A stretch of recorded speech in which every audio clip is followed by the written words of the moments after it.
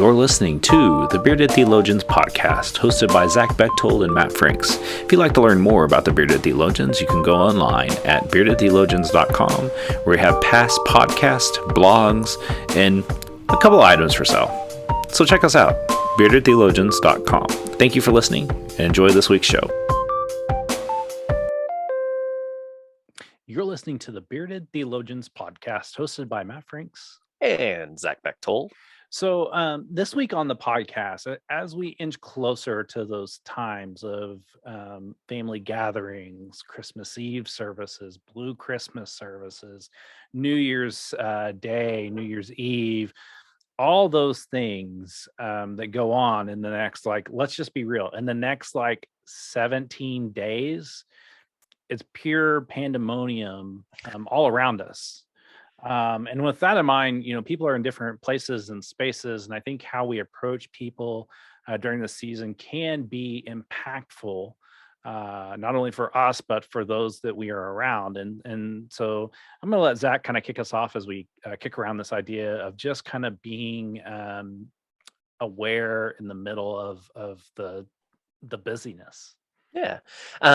So there's two things that come to mind for me. I had a church member in my office the other day, and we were talking about the Christmas season and, are you ready? And that kind of thing. And she just very quietly and calmly said, she said back in the 80s, a friend of mine told me, hey, the Christmas is a great time to celebrate and do the thing, but we get lost into what Christmas actually is. It's been kind of consumerism and all about presents and things like that. And he just encouraged her to remember what it's about. It's about celebrating the birth of Christ.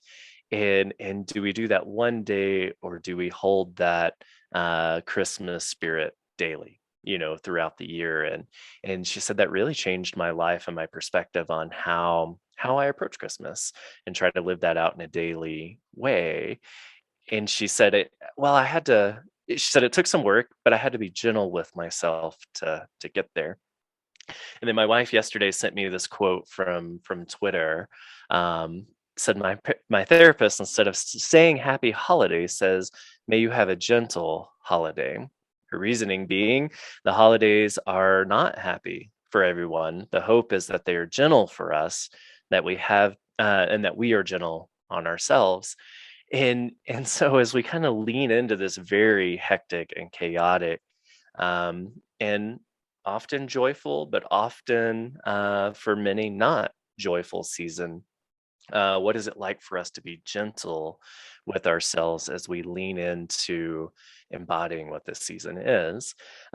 Much like my church member, it's a daily thing for her, a daily practice, but she had to be gentle with herself first. And like Matt, I come across a number of people who going home is not an option, or that going home isn't gentle, or we can't go home, so we're not gentle on ourselves, or as pastors leading our congregations in Christmas Eve services, aren't being gentle with ourselves and with others this year because it's a different year. We didn't have in-person services last year. What do we expect this year? And I know for me, many of my people who don't normally travel on Christmas Eve are going to be gone because they can and need to be and want to be gone and be with family. And so this idea of being gentle, having a gentle holiday, is really resonating really in most of the aspects of my life and what that means, and really starting with myself and then others, of how do we be gentle with one another, and take care of this season that isn't always happy, but hopefully is gentle and hopeful. Well, and I think that's the struggle. Kind of talk about the pandemonium for the next 17 days. And I think that what we have to do and what we should strive to do is be aware of those around us, and that this season is a struggle. I mean, I'm one of those people. This season's hard on me for a lot of reasons. And navigating that and trying to work with what I can, and I think that as we work our way through that, just being aware of how we are towards other people, and caring for one another, and that that there are people that this is a struggle for, and like if they're not happy joy happy joy type feelings, like that's okay too, and give them that space to be that way.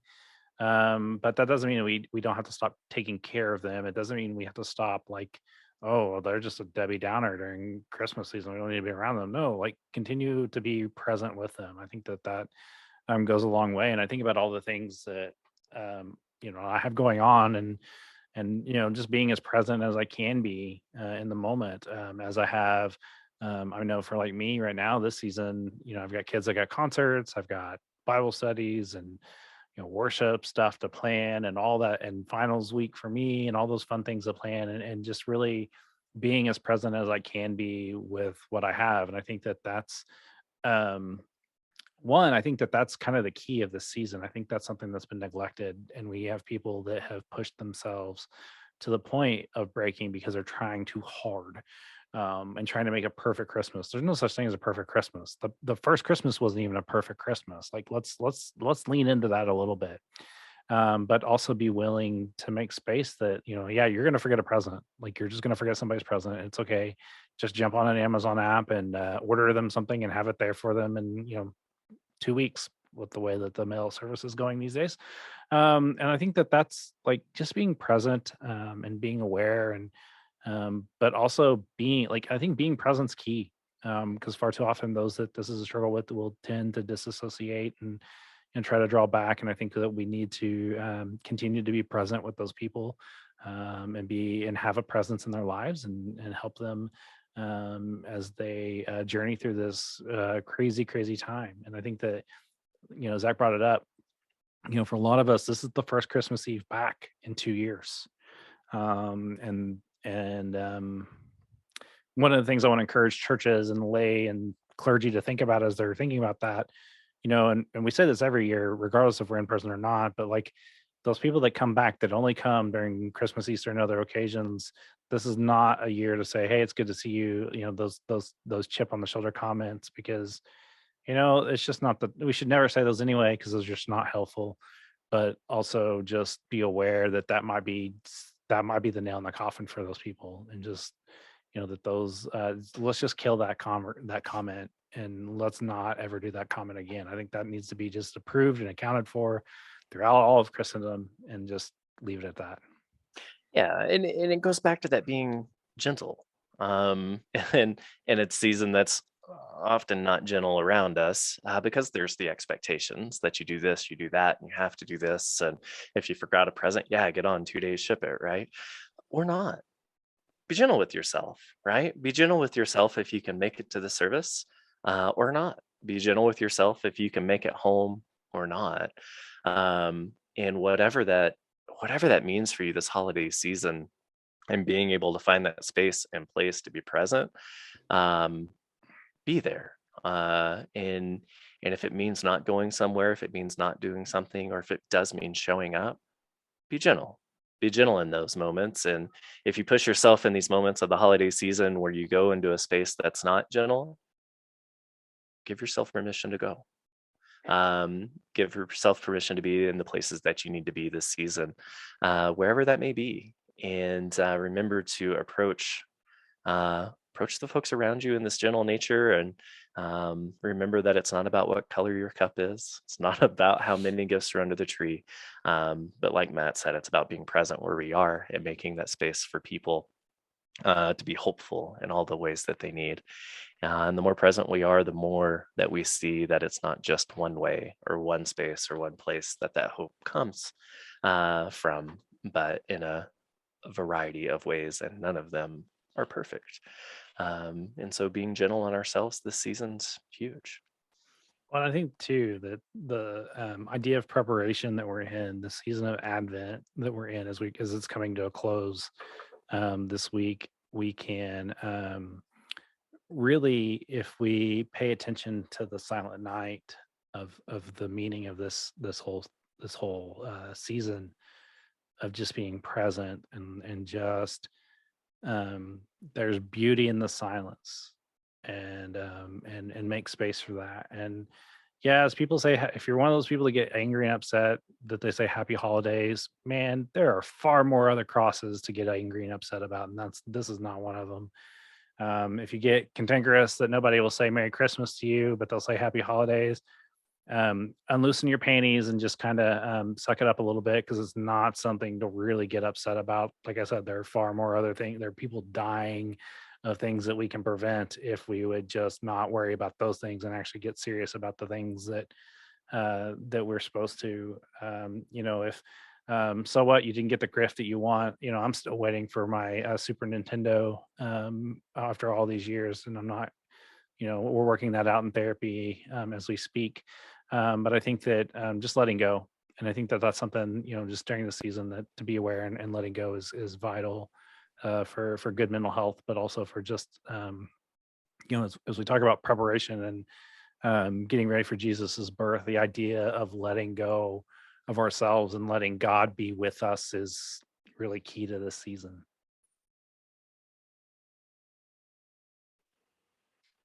I got nothing. Yeah, It's Christmas season. It's Christmas. It is the season. Be gentle.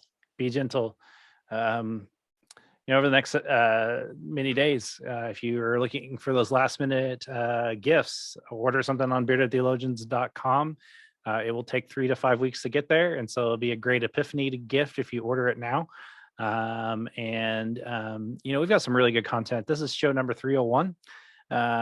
We've got some really great content over the last 5 years. And as we're looking forward to year 6, we've already got we're already getting a full plate of people coming on, and we know we're really excited about that. And, just encourage you to continue and like us and share us and give us 5 stars and write funny reviews about us.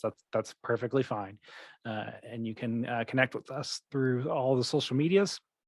And so for the Bearded Theologians, I'm Matt Franks. I'm Zach Bechtold. Thanks for checking us out. First, guys, I want you to subscribe and like this video and push that thumbs up. Thank you for listening to the Bearded Theologians podcast. Don't forget to like, subscribe, and share on all social media outlets. You can check out old episodes and more information at beardedtheologians.com. Thanks for checking us out.